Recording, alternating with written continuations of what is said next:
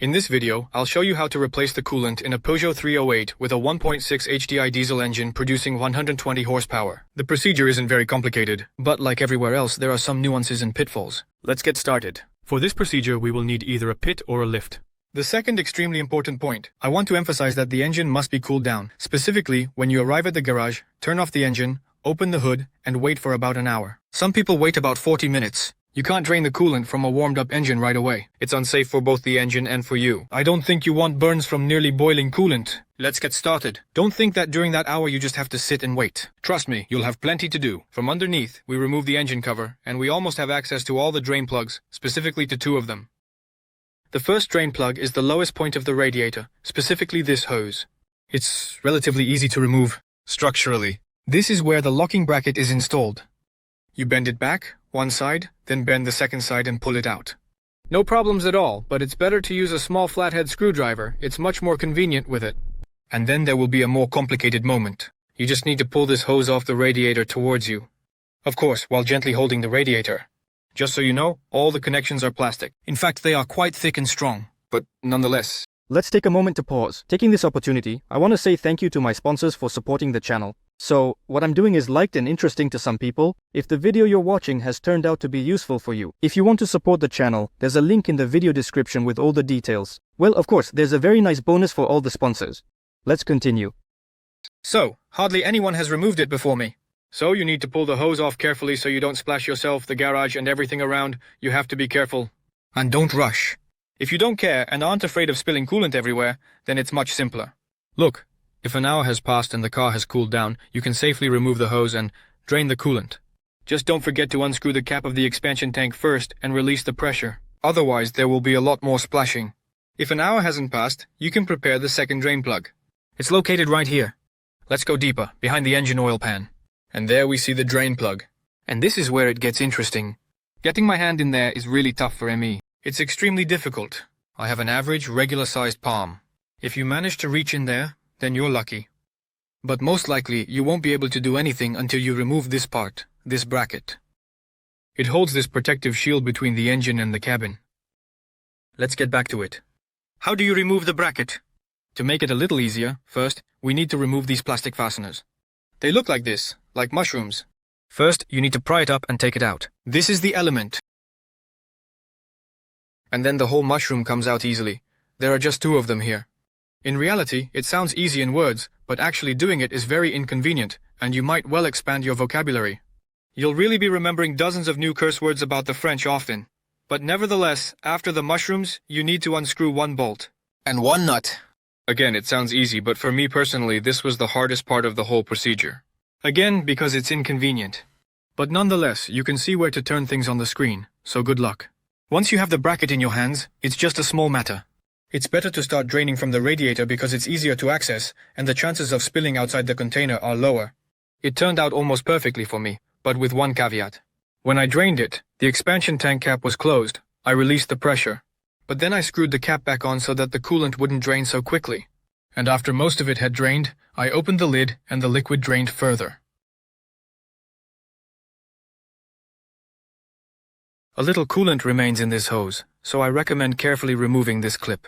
It comes off easily, and then you can drain the remaining coolant from the hose. There's quite a bit left in the bend, probably around 100 grams. So, just a quick comment about the draining. Well, first of all, there is something on the pipe here. This is the kind of clip. Well, it just secures it to the radiator. Gently, up and down, back and forth towards yourself, it comes out quite easily. It's better to unclip this because it's more convenient. Secondly, because there's a negative slope here. And here, well, there's a little bit of coolant left, maybe about 50 grams. If you remove the hose, you can drain it. The second point is this is what it looks like, just so you know. I don't know, the connector on the radiator is ordinary, standard, nothing special.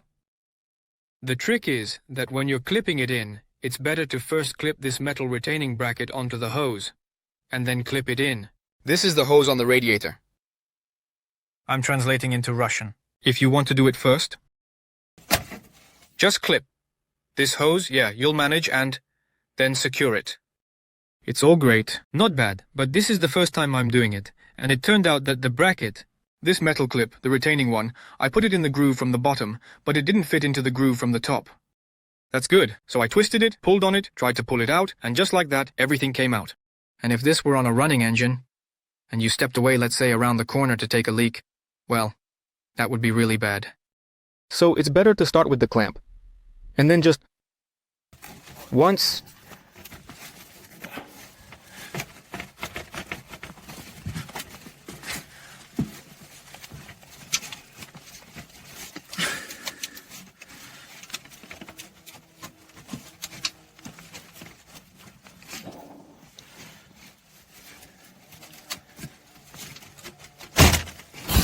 See what I mean? So that this doesn't happen. On a running car, we inserted the clamp, pulled it back a little, and everything will work out for you. You also need to blow into the expansion tank. You will still drain about 80-100 grams, maybe even more. What does it mean to blow? Wipe the filler neck if you don't want to taste the antifreeze and blow through it with your mouth several times.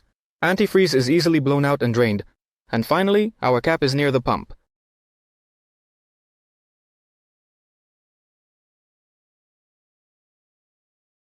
We remove the clamp, it comes off easily, and we pull out the cap. It comes out relatively easily. Again, the problem is that most likely after the factory, you're the first one to get in there. Another important detail. The cap itself looks like this. It's just a sealing ring stretched over it, and it's quite possible that when you pull out the cap, the ring will fall off and roll away somewhere, and you'll have a hard time finding it. So pay attention to that. So just place a bottle, a funnel with a hose, whatever you have, it doesn't matter. I use this old hose. As practice has shown, it's a very handy thing. Well, that's about it. We drained the antifreeze, put the hose back on, and installed the stopper. I want to point out that this hose is very tricky. It fits tightly, and now it seems like everything is installed tightly, and even the retainer has come up against something. But it's good that I checked and pulled the pipe thoroughly. It turned out that it didn't fit into place the first time. I repeat, it fits in really tightly, right up to the stop. Therefore, check very carefully that the pipe and the retainer are in place. Otherwise, there will be huge problems. We installed the plug in place, having first checked the rubber seal to make sure it was in place. We also installed the lock, and that's it. Now we can pour in the antifreeze. How much can fit? Unfortunately, I can't tell you, because when I replaced the antifreeze, I completely flushed the cooling system. But we'll talk about that another time. But in fact, it fits a little over 5 liters. Let's say that 6 liters of antifreeze will be more than enough for you. Pour it above the maximum, about 1.5 inches, because some antifreeze will go into the system when it heats up and operates. After the engine has warmed up to operating temperature, you need to bleed the system. Be careful, there are 2 drain valves in the system. One is here, the other is there. More details in this video. If you can easily reach the first one, then you can definitely get to the second one, the one that goes to the heater. And without removing the cowl, if you understand what to turn and where to reach it, I'll repeat. Check out this video linked here, it explains everything in detail. Some people don't bleed the system at all because of this engine. It deflates itself quite well while driving. Here, you decide for yourself. But logically, it's better to bleed it right away so you don't have to go under the hood later to check the fluid level a few times and so on. So, the most important thing is, what kind of coolant should you use? Actually, it's not an easy question. Look, the owner's manual says, use what the manufacturer recommends. But there's no more specific information. When you search the internet, you find nothing reasonable. Finding approval on different sites, like matching, is strange too. If you try to find admission on different sites, like selection there and so on, then it's also strange there. It varies, it's not always the same. As a result, I couldn't find anything intelligible. If you have reliable, verified 100% information, please share it. I think many will say thank you. Next, I've talked to a lot of people. I'm talking about the owners now. What is everyone saying? Some people pour in HEPU and can't get enough of it. Some people use the trendy modern HEPU G13. Some masters, on the contrary, say HEPU, not lei, because it is counterfeit. It's just an unreal amount, and often, when they disassemble the engine, the cooling channels, everything, as if there was some kind of acid in them, everything is pitted, everything is damaged. Some people say use the original from Peugeot, and they really advocate for it. Some say use a coolant with Peugeot approval, but not the Peugeot brand itself, because there's a special additive that reduces cavitation. For those who don't know, I'll leave links in the description, check them out. Again, others say that these additives clog the heater, and then it doesn't work properly. Many sites do not even have such a parameter as manufacturer's tolerance, but only G11, G12, G13. And somewhere in the description, something is written about the tolerance. I will not summarize it everywhere. The result is a complex. ambiguous topic, approximately the same as with the choice of motor oil. But at least everything is already written in the user manual there, while here, there's not even that information. So, if there's specific information, what you might call evidence, along with practical thoughts and advice specifically for this engine, yeah, and not just share in the comments. Personally, I won't advise on what exactly to pour in. Specifically, I poured in Lukoil. G12. At least it's not a counterfeit. Although again, I'm sure I won't see much support on this issue in the comments. But I also don't claim that my choice is the right one. Something like that. And that's all for today. Thank you all for watching, and goodbye everyone.